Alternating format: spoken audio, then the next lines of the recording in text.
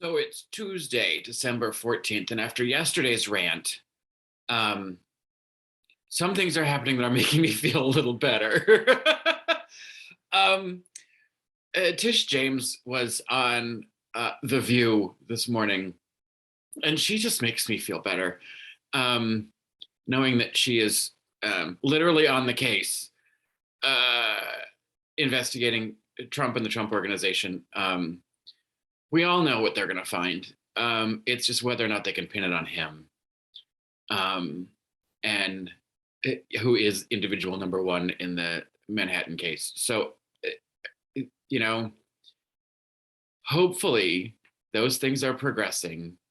Um, and to get Trump and his three eldest children um, out of the way and in prison before the next election. Um, that would throw some delightful wrenches into the GOP. I still think that DeSantis is going to try to, you know, ride that wave. But I just don't think without Trump, there's enough Trumpism left to elect a national Trump candidate. So, um, so that gives me hope in the middle of December. And the other thing that's happening is the special committee on January 6th recommended recommended contempt charges against Mark Meadows, and if he is held in criminal contempt, he will be the first former congressman held in criminal contempt of Congress, which is pretty amazing. I hate how slow the wheels of justice turn. Um, there's so many things wrong with our justice system. It's racial bias and inequities at the top of the list, but the slow churn is a tough one to take. And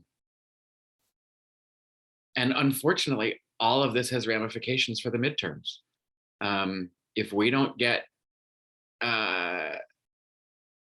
Marjorie Taylor Greene and Lauren Boebert and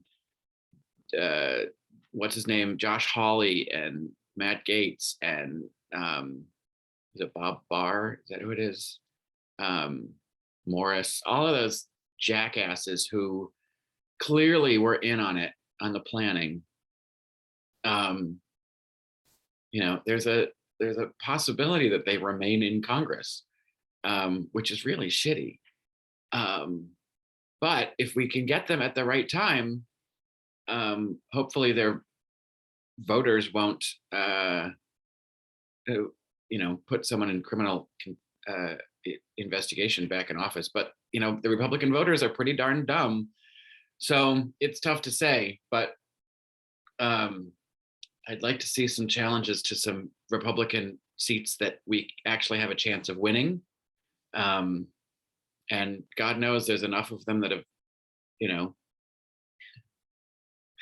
gone in the ground from COVID, that maybe some of those, more purpley districts can turn a little blue. Not to make light of people dying of COVID, but it seems to be affecting one political party more than another. Gosh, I can't figure out why. It is because of them that I feel like we've got another couple of years of this. Watching the cases go up, just sort of skyrocket now, right before the holidays when everybody's gonna get together, travel and do their thing. I think we're in for a tough winter. But the rest of us know our protocols and how to keep ourselves safe. It's just letting the COVIDiots battle it out and hope to hell that the healthcare system and the people that work in it can make it out alive. But I honestly don't give a flying fuck if a bunch of more maggots fall prey to it. Isn't that a nice Christmas thought? Happy holidays.